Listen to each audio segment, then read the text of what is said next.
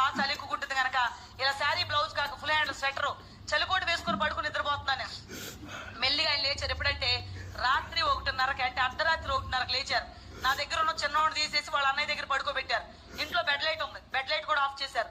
Bed light of చేయగానే మేము పడుకున్న రూమ్ అంతా ఎలా మారిందంటే కన్ను పొడుచుకున్నా కనపడనంత చీకటి అంటారు కదా, అంత చీకటిగా ఉంది మా రూమ్ అంతా. ఆయన మూలన ఇంట్లో ఉన్న అలవాటు ఏంటంటే నేను ఎప్పుడు పడుకున్నా సరే ఇలా మొక్కమే చేయబెట్టి పడుకుంటా, అదొక అలవాటు నాకు. ఆయన నా దగ్గరకు వచ్చారు.